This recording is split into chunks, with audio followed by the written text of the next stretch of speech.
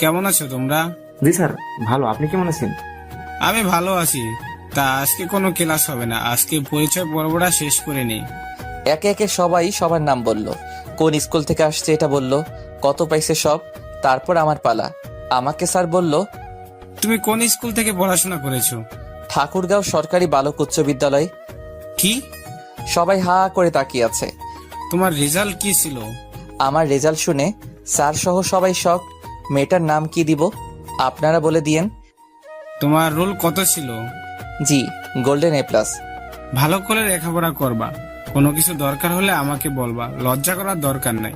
জি sir, আর দোয়া করবেন।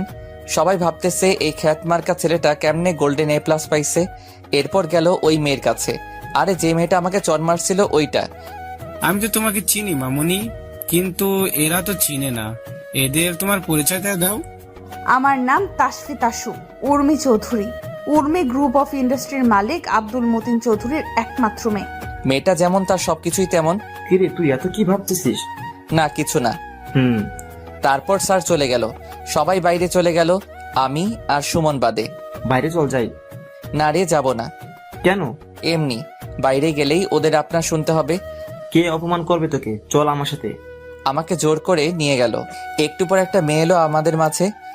High, কি করো এখানে? দেখতে তো পারতেছো বসে আছি। আমি তামান্না জাহান মেহের, তোমাদের সাথেই পড়ি। ওহ, তা আপনাদের পরিচয় আমি জানি। সুমন জানলে ভালো। তা এই চকলেট বয়? জি, আমাকে বলতেছেন? তোমাকেই। জি বলুন। তোমার বাসা কোথায়? গ্রামে। আমাকে তোমাদের গ্রামে নিয়ে যাবা? না। সুমনের মোবাইলে তখন একটা কল আসলো। হ্যালো বাবু, কোথায় তুমি? মাঠে আসো। কেন নিয়ে যাবা না? আপনারা ধনী মানুষ, তাই নিয়ে যাব না। আমি কখন বললাম আমি ধনী আর তুমি গরিব? এই তোরা কথা বল, আমি আমার জিএফ এর সাথে দেখা করে আসি।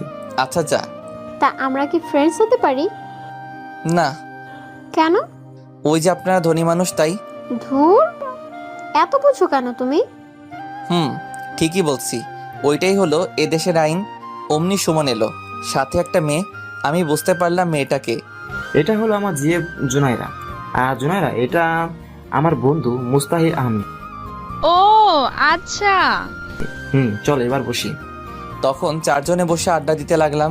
একে একে সব ক্লাস শেষ হয়ে গেল। আমি আমার সাইকেলটা নিয়ে বাসায় আসলাম। আমার এই অবস্থা দেখে তো আম্মু খুব টেনশনে পড়ে গেল। আমার মাথায় ব্যান্ডেজ, তাও প্রথম দিন কলেজে গিয়ে। কিরে বাবা, তোর কপালে কেন ব্যান্ডেজ? আসলে আম্মু